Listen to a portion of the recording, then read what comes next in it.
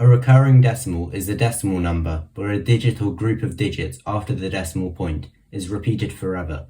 Recurring decimals are usually represented with either a bar or set of dots above the repeated section.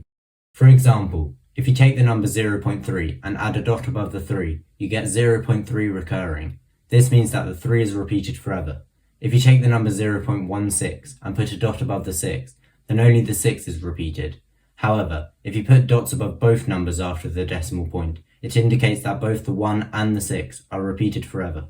Some recurring decimals can have repeated sections that are really long, such as 0.142857 recurring, where every digit that appears between the two dots is repeated forever. Converting from a fraction to a recurring decimal is very similar to the method used to convert from a fraction to a regular decimal.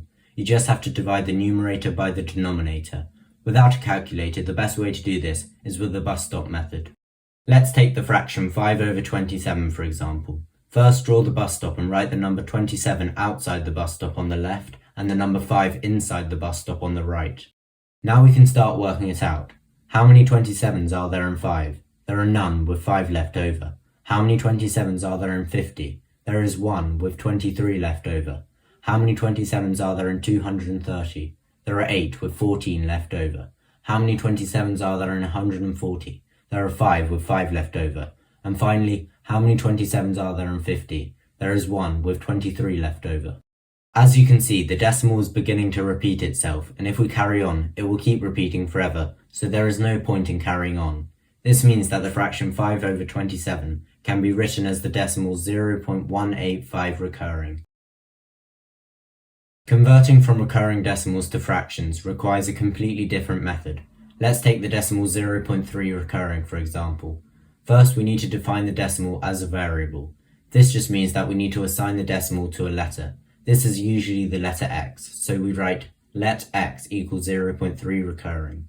Now since x is equal to 0.3 recurring, that means 10x is equal to 3.3 recurring. In order to get rid of the recurring part of the decimal, we need to take x away from 10x to get 9x equals 3.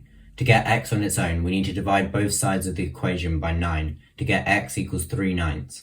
Finally, simplify the fraction to get 1/3, so 0.3 recurring as a fraction is 1/3. Here's another example, this time for the decimal 0.16 recurring. Start by defining the decimal as a variable. Let x equal 0.16 recurring. Next, we need to get the repeating part on its own, so we multiply by 10 to get 1.6 recurring. Then we find 100x by multiplying by 10 again to get 16.6 recurring. Now both the 10x and the 100x have got the repeating part of the decimal isolated on the right-hand side of the decimal point. This allows us to subtract the two equations and eliminate the recurring part to get 90x equals 15.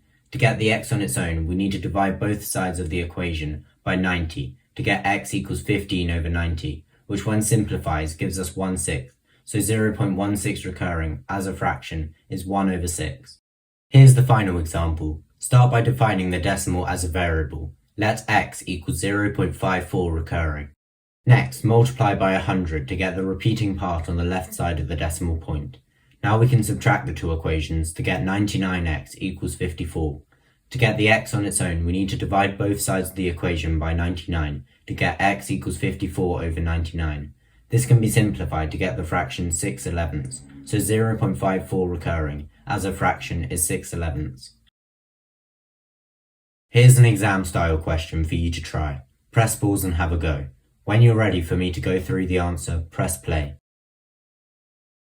Start by defining the decimal as a variable. Let x equal 0.127 recurring. Next, multiply by 10 to get the repeating part on the left side of the decimal point, and then multiply that by 100 to find 1000x. Now we can subtract the two equations to eliminate the recurring part. This gives us the equation 990x equals 126.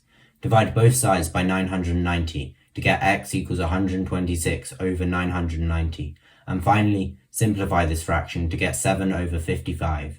Here are a few more for you to try. Press pause and answer all the ones you can. When you're ready, press play to see how many you get right.